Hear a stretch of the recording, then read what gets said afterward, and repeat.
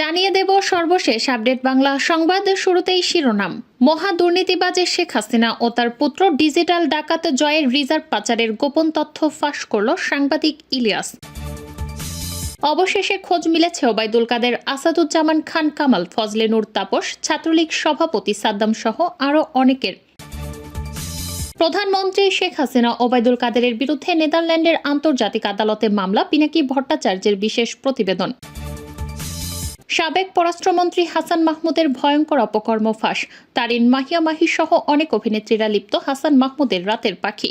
ভারতীয় মিডিয়ার সাথে মিলে দেশকে ধ্বংস করার নতুন ষড়যন্ত্র ফাঁস, থাকছে বিস্তারিত রিপোর্টে। কর্মীদের মধ্যে আপনারা তো নেতারা কেউই প্রায় দেশে নেই, কর্মীদের মধ্যে কি সেই লড়ার মনোবলটুকু আছে?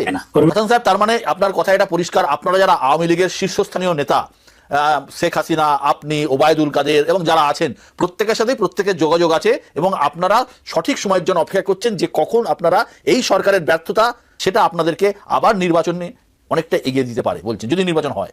কারণ পুলিশ বাড়ি বাড়ি গিয়ে নির্যাতন চালিয়েছে। এখন কর্মীদের মধ্যে যে স্পৃহা জেগেছে, ডু অর ডাই, যখন দল ডাক দিবে তখন নামবে।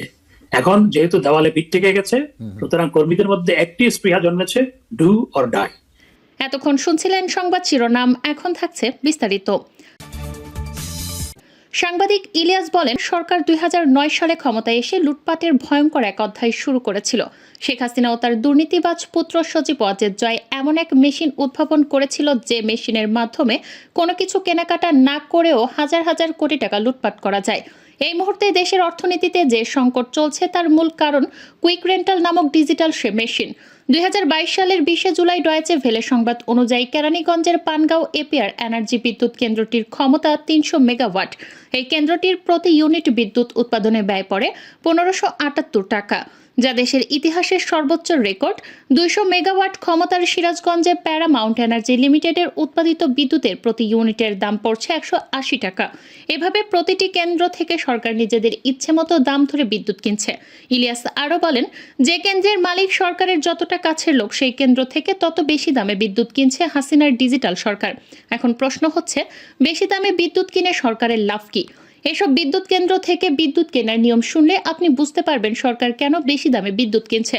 সরকার যেসব প্রতিষ্ঠানকে এসব ভাড়াভিত্তিক বিদ্যুৎ কেন্দ্রগুলো তৈরির অনুমোদন দিয়েছে, তারা সকলেই সরকারের বাছাই করা লোক। আশ্চর্যের বিষয় হলো, এসব কেনাকাটায় কোনো ধরনের সরকারি টেন্ডারের ব্যবস্থা রাখা হয়নি। সরকারের পছন্দের লোকদের কাজ হলো শুধুমাত্র একটি ধারাভিত্তিক বিদ্যুৎ কেন্দ্রের মালিক হওয়া, তারপর বসে বসে টাকা গোনা ছাড়া আর কোনো দায়িত্ব নেই।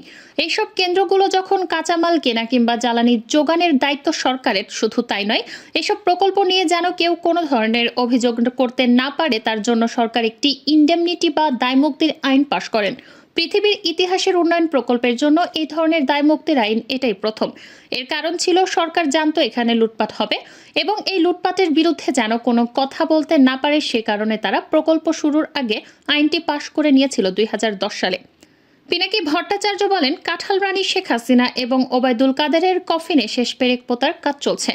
আন্তর্জাতিক অপরাধ বিশেষজ্ঞ টপিক অ্যাডমিন টুইটার জানিয়েছিলেন, এই মাসের শেষে নেদারল্যান্ডসের আন্তর্জাতিক আদালতে ইন্টারন্যাশনাল ক্রিমিনাল কোর্টে হাসিনা তার সহযোগীদের বিরুদ্ধে মানবতার বিরুদ্ধে অপরাধের মামলা করতে যাচ্ছে। পিনাকি বলেন, এখন প্রশ্ন করতে পারেন, বাংলাদেশের অপরাধ কি বিদেশের আদালতে বিচার করা যায়? হ্যাঁ, যায়, যদি সে দেশ আন্তর্জাতিক অপরাধ আদালতের যে ঘোষণাপত্র তাতে স্বাক্ষর করে এবং তারপর তার নিজের দেশে সেই অনুযায়ী আইন পাশ করে। আন্তর্জাতিক অপরাধ আদালতের এই ঘোষণাপত্রকে বলে রোম স্ট্যাটিউট।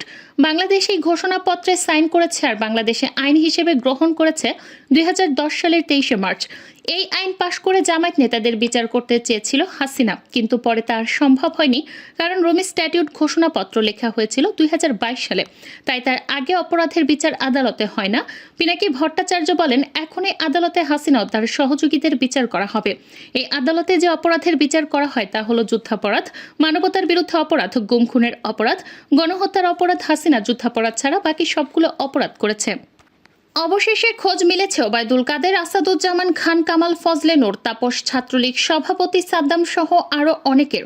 অবৈধ পথে তারা বহু আগেই সীমান্ত পাড়ি দিয়ে ভারত থেকে সরে পড়েছেন। দুবাই, মালয়েশিয়া, সিঙ্গাপুর সহ বিভিন্ন দেশে গণ অভ্যুত্থানের মুখে শেখ হাসিনা পতনের পর থেকে এখনো পর্যন্ত অবৈধভাবে দেশ ত্যাগের চেষ্টা করছেন আরও অনেক রাঘব বোয়ালেরা। পালাতে গিয়ে সীমান্তে ধরা পড়েছেন কেউ কেউ, সীমান্ত পার হতে গিয়ে মৃত্যুর ঘটনাও ঘটেছে। পরিস্থিতি আঁচ করতে পেরে 5 আগস্টের কিছুদিন আগেই বিদেশে পাড়ি জমিয়ে আর দেশে ফেরেননি আওয়ামী লীগের বিভিন্ন পর্যায়ের এমন 13 জন নেতা রয়েছেন যারা পালিয়ে গেছেন বা পালানোর চেষ্টায় রয়েছেন। তাদের প্রায় সবাই হত্যাসহ বিভিন্ন মামলার আসামি। এমন অবস্থায় প্রশ্ন উঠেছে, সরকার পতনের এতদিন পরেও কিভাবে এসব ব্যক্তি দেশ থেকে পালাতে পারছেন। মাফিয়া হাসিনার আরেক ভয়ঙ্কর কুকর্ম ফাঁস। সাভারের রানা প্লাজায় উদ্ধার কাজ অসমাপ্ত রেখে মানুষসহ পুরো ভবন মিশিয়ে দিতে নির্দেশ দিয়েছিলেন তৎকালীন প্রধানমন্ত্রী শেখ হাসিনা। তাজরিন ফ্যাশনের পুড়ে যাওয়া মরদেহ পুলিশের মাধ্যমে গুম করারও নির্দেশ তিনি দিয়েছিলেন। ওই সময় নবম পদাতিক ডিভিশনের জিওসি থাকা অবসরপ্রাপ্ত লেফটেন্যান্ট জেনারেল চৌধুরী হাসান সোহরাওয়ার্দী 9 মাস কারাগারে থাকার পর সম্প্রতি মুক্তি পেয়ে তিনি একথা বলেছেন। 11 বছর আগের ভয়ঙ্কর একদিন 24 এপ্রিল। বাংলাদেশ তো বটেই, পুরো বিশ্বকে নাড়া দিয়েছিল সাভারের রানা প্লাজা ধস। এই মর্মান্তিক ঘটনায় জীবিত উদ্ধার করা হয়েছিল 2338 জনকে। উদ্ধার কাজের সার্বিক তদারকির দায়িত্বে ছিল সেনাবাহিনীর নবম পদাতিক ডিভিশন, যার প্রধান ছিলেন সাভারের জেনারেল অফিসার কমান্ডিং জিওসি তৎকালীন মেজর জেনারেল চৌধুরী হাসান সারওয়ার্দী। তার দাবি, রানা প্লাজা নিহতের সংখ্যা কম দেখাতে নির্দেশ দিয়েছিলেন সাবেক প্রধানমন্ত্রী শেখ হাসিনা। তিনি বলেন, উদ্ধার করার সময় এক পর্যায়ে প্রধানমন্ত্রী আমাকে নির্দেশ দিলেন যে অনেক তো উদ্ধার হলো, এবার চাপা দিয়ে দাও এবং উদ্ধার কাজটা বন্ধ করা যায় কিনা। আমি বলেছিলাম অসম্ভব, এখানে হাজার হাজার জীবিত মানুষ আছে, আমি উদ্ধার করেছি আপনার কথা বলে আপনি নির্দেশ দিয়েছেন জীবিত কিংবা মৃত ব্যক্তির শেষ ব্যক্তি উদ্ধার না হওয়া পর্যন্তই অভিযান চলবে, আমি এখান থেকে যেতে পারি না। বিশ্ব বেয়াদব পররাষ্ট্রমন্ত্রী হাসান মাহমুদের ভয়ঙ্কর অপকর্মের প্রথম পর্ব। হাসান মাহমুদ একজন প্রতারক ও ধান্দাবাজ ব্যক্তি। তার বাবা মুক্তিযোদ্ধা ছিলেন না, অথচ তিনি জোরপূর্বক ক্ষমতায় অপপ্রয়োগ ঘটিয়ে তাকে মুক্তিযোদ্ধার তালিকায় অন্তর্ভুক্ত করেন। হাসান মাহমুদের ভাই খালেদ মাহমুদের মালিকানাধীন 21 পত্রিকাতে হাসান মাহমুদের বাবা সম্পর্কে লেখা হয়, চট্টগ্রামে খ্যাতিমান আইনজীবী প্রয়াত নুরুসফা তালুকদারের জ্যেষ্ঠ সন্তান হাসান মাহমুদের জন্ম 1963 সালে 5 জুন চট্টগ্রামে। তার বাবা চট্টগ্রাম আইনজীবী সমিতির সভাপতি এবং 2 মেয়াদে বৃহত্তর চট্টগ্রামের পাবলিক প্রসিকিউটর ছিলেন। অর্থাৎ এই লেখার কোথাও তার বাবার নুরুসফা তালুকদারকে মুক্তিযোদ্ধা হিসেবে দাবি করা হয়নি। অথচ প্রতারক হাসান মাহমুদের গ্যাজেটে অন্তর্ভুক্তির জন্য বাছাইকৃত নতুন অন্তর্ভুক্তির তালিকায় 2 নম্বরে তার বাবার নাম ঢুকিয়ে দেয়। ভুয়া মুক্তিযোদ্ধার এই তালিকায় হাসান মাহমুদ কৌশলে তার বাবার নাম ঢুকিয়ে দিয়ে ভেবেছেন কেউ হয়তো জানবে না। গোয়েন্দা সূত্রে আমরা সেই তালিকার কপি উদ্ধার করেছি। এভাবে জালিয়াতির মাধ্যমে মুক্তিযুদ্ধের তালিকা অন্তর্ভুক্তির জন্য হাসান মাহমুদকে নিশ্চয়ই একদিন বিচারের কাঠগড়ায় দাঁড়াতে হবে। স্বরাষ্ট্রমন্ত্রী হাসান মাহমুদ ক্ষমতার অপব্যবহার করে চট্টগ্রামের রাঙ্গুনিয়াতে এমন কোনো অপকর্ম নেই যা তিনি করেননি। হাসান মাহমুদ ও তার অনুসারীদের অবৈধ বালি উত্তোলন, পাহাড় কাটা ইত্যাদি পরিবেশ ধ্বংসকারী কাজের প্রতিবাদ করেছিলেন চট্টগ্রামের রাঙ্গুনিয়া বৌদ্ধ ভিক্ষুর শরণাগতে। এই কারণে এই বৌদ্ধের বিরুদ্ধে ডিজিটাল নিরাপত্তা আইনে মিথ্যা মামলা করান মামলাবাজ হাসান মাহমুদ।